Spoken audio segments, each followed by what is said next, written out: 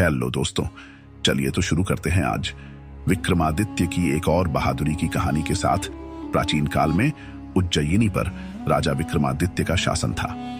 राज्य के एक सुदूर गांव में एक विशाल और खूंखार अजगर ने आतंक मचा दिया। विक्रमादित्य ने इस चुनौती को स्वीकार कर अपनी प्रजा की रक्षा के लिए एक बार फिर से अपने साहस का परिचय दिया। राज्य के दक्षिणी हिस्से के एक घने जंगल से सटे गांव में अचानक एक विशाल अजगर का प्रकोप शुरू हो गया। यह अजगर इतना बड़ा था कि वह पूरे गांव में डर और दहशत का कारण बन गया। अजगर अक्सर जंगल से बाहर निकलकर गांव के मवेशियों को निगल जाता और कभी-कभी इंसानों पर भी हमला कर देता।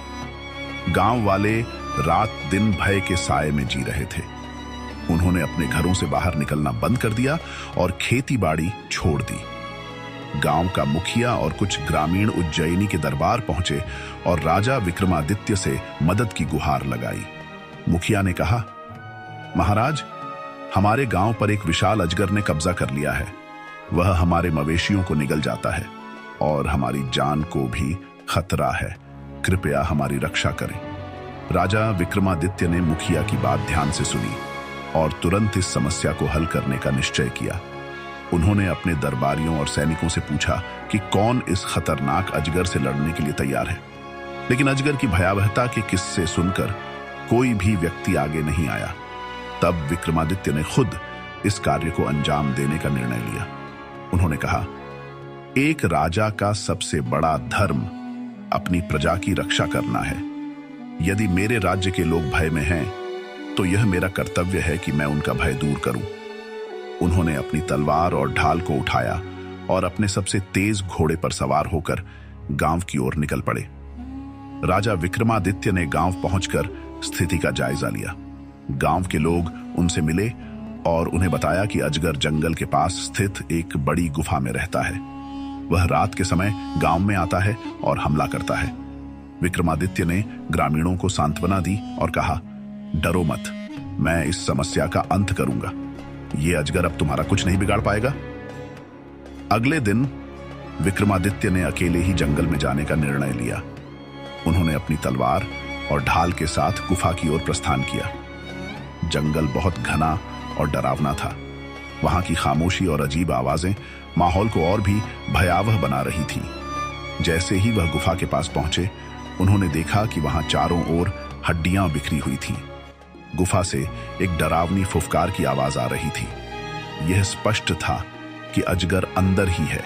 जैसे ही राजा गुफा के अंदर गए, उन्होंने देखा कि एक विशाल अजगर उनकी ओर देख रहा है।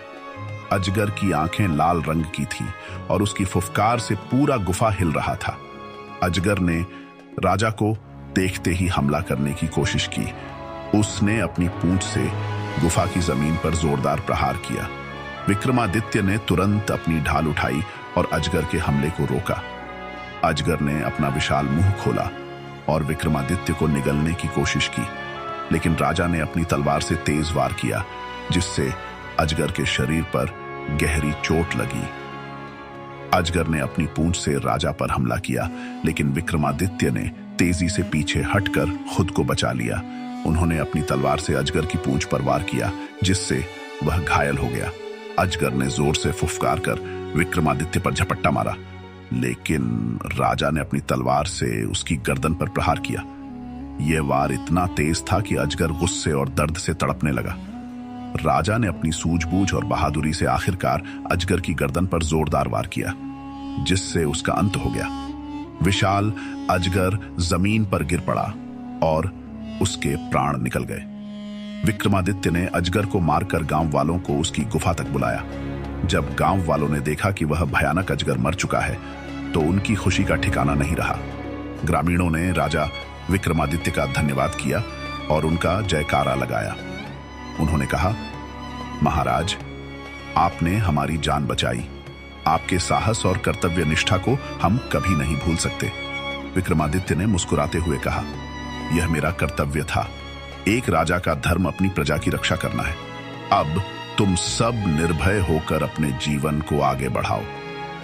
यह कहानी राजा विक्रमादित्य की निडरता, साहस और कर्तव्य निष्ठा को दर्शाती है। यदि आपको कहानी पसंद आई हो तो चैनल को सब्सक्राइब करें दोस्तों। Thanks for watching.